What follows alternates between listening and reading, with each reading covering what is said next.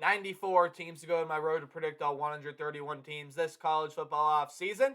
We are moving on to the final team in the Big 12 Conference, the Oklahoma Sooners, who are going through a lot of change this year in 2022. The past couple years, not really been what fans in Norman would like to expect. But some unexpected changes have occurred. Unexpected changes at head coaching position, at quarterback position. So there are a lot of key pieces here at Oklahoma that are going to need to change. However, one thing has not changed for this team: the expectation.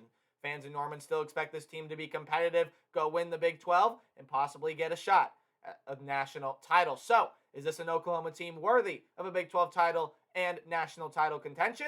Or will it maybe take a couple years for the new head coach, new quarterbacks to kind of get back up to that standard in Norman?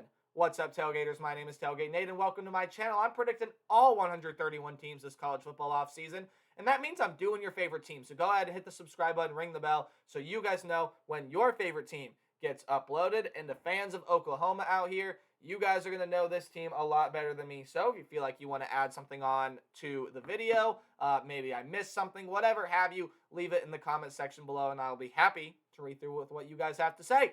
Oklahoma 2022, they are my number one ranked team in the Big 12 Conference, and this has been the most dominant Big 12 program for quite some time. However, last year, it did not go that way. Along with a couple surprises in the Big 12 Conference, this was a team last year that went 11-2 overall, 7-2 in conference, but yet missed out on a Big 12 championship game for the first time in what feels like forever. However, this was the best offense in the Big 12 last year, 451 yards with around 39 points per game. Excellent offensive mind. However, you do have one of the best offensive minds in the country, Lincoln Riley, at head coach, going over to USC, and we'll dive more into that here in a little bit. But in terms of their defense, right around middle of the road in the Big 12, 382 yards per game with around 25 points per game. So maybe you want to see that get better, but definitely this offense last year was really, really good. And this could be one of Oklahoma's more interesting teams because of some of the changes that are being made. Now, when you look at the head coaching position again, Lincoln Riley's not there. He's at USC. They bring in Brent Venables, the old defensive coordinator from Clemson.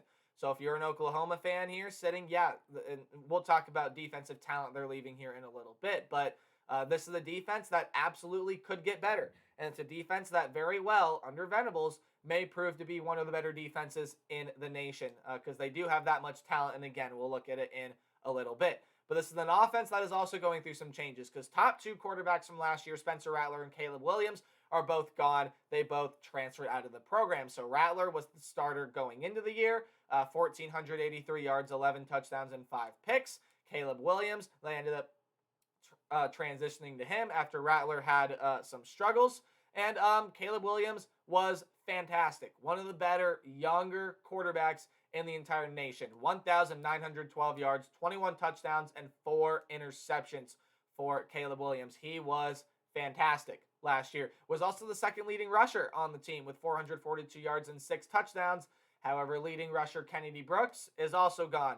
1,253 yards and 13 touchdowns for Kennedy Brooks.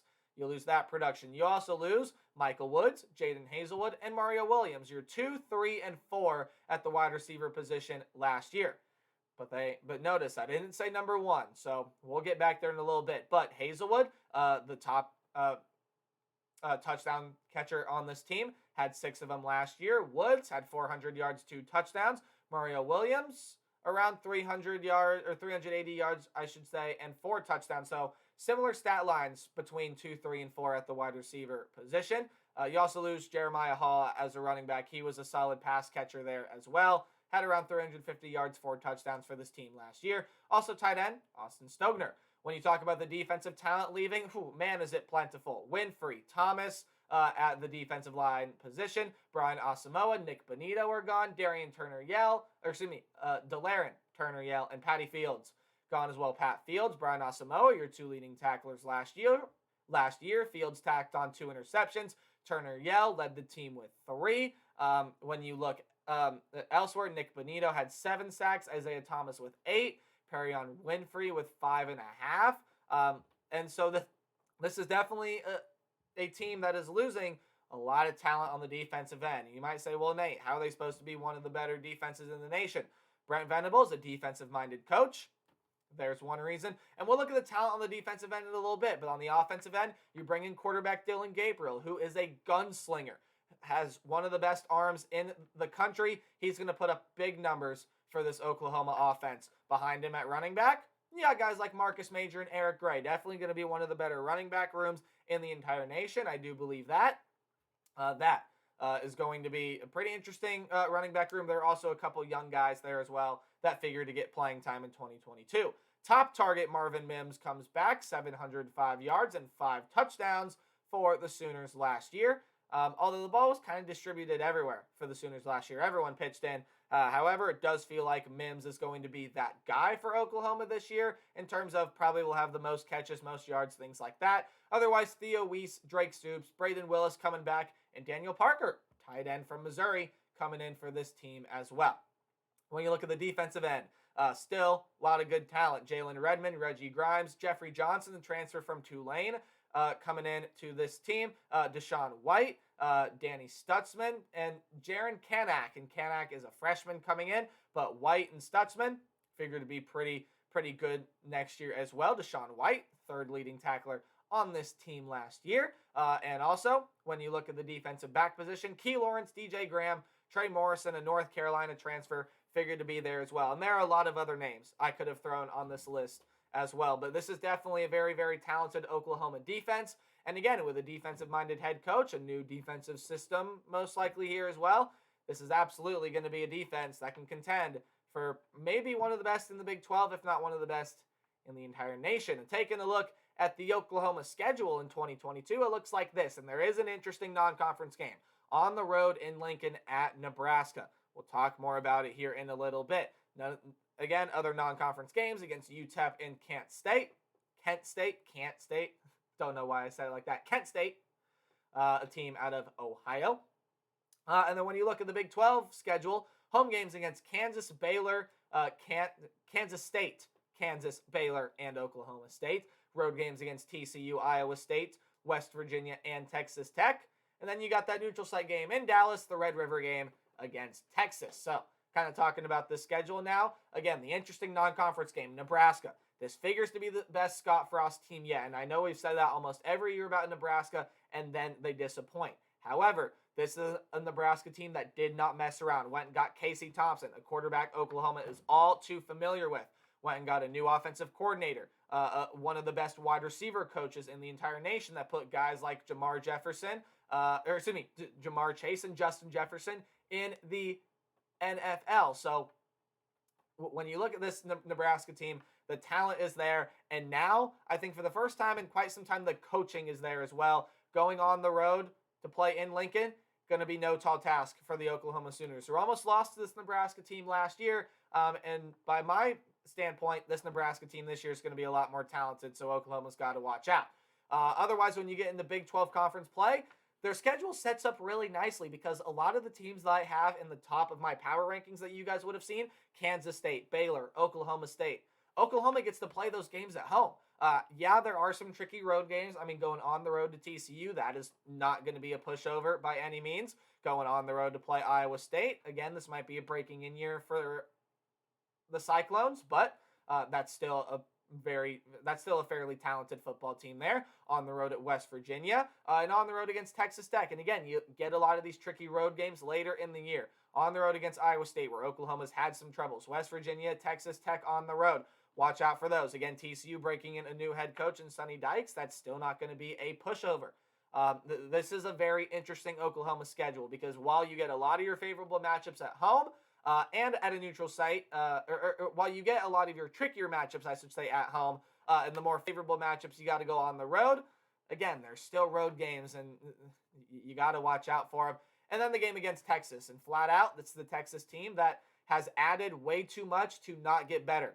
It's going to be a very interesting Texas team in 2022. I don't do game-by-game predictions.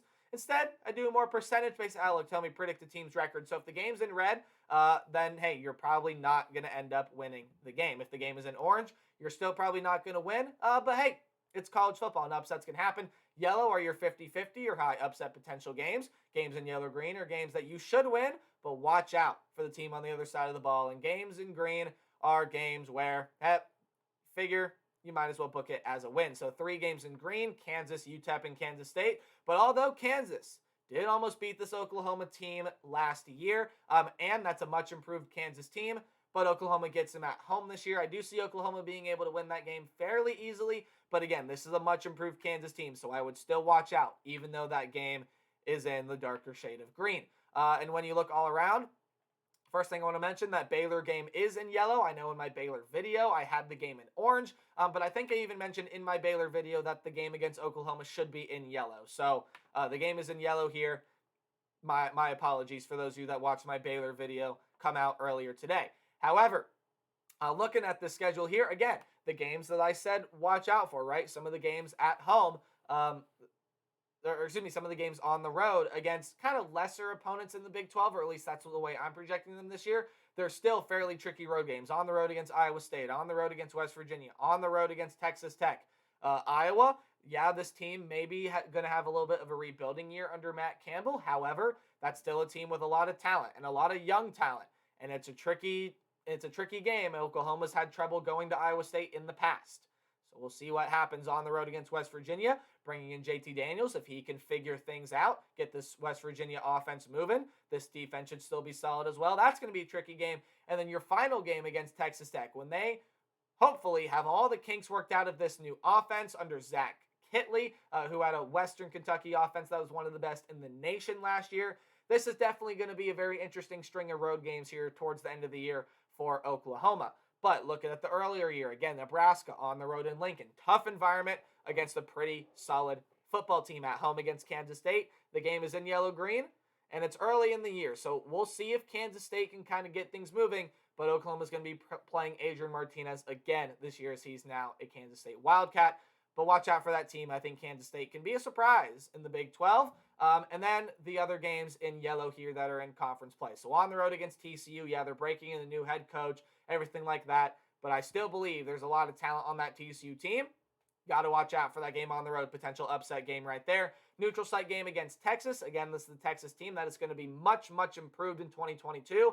And I think you thought last year's Red River was good. Wait till this year's where it has a lot on the line. This year, I think that's going to be a fun game. And then at home against Baylor and Oklahoma State, 2 games that, much like the Texas game, can very well decide who plays for a Big 12 championship game. But all in all, guys, I do favor Oklahoma the slightest bit against the Nebraska Cornhuskers in Lincoln. And when you look all around at the schedule, I think it's tough to see Oklahoma going undefeated. However, that is their best case scenario for me. I have this team at 10-2. I do think there's a lot of good offensive talent, defensive talent on this team, but when you look at the schedule, I don't know that I necessarily see this team being 11-1 and clearly on top of the Big 12, especially with a new head coach coming in, some new systems, things like that as well. But I got Oklahoma at 10-2 going into 2022. I think this is could be a pretty good football team and definitely has a chance to be a top offense and a top defense in the nation this year. I think both are absolutely possible for this team. And of course, a Big 12 title is possible for this team. Why wouldn't it be? But maybe one more year for Oklahoma to get back to the ranks of a national contender. But this is going to be a very good Oklahoma team to watch in 2022. So there you go, 10-2 for Oklahoma in 2022. Be sure to like, comment, subscribe, anything you can help support the channel. And remember to play hard but tailgate harder. See all you guys in the next one. Goodbye.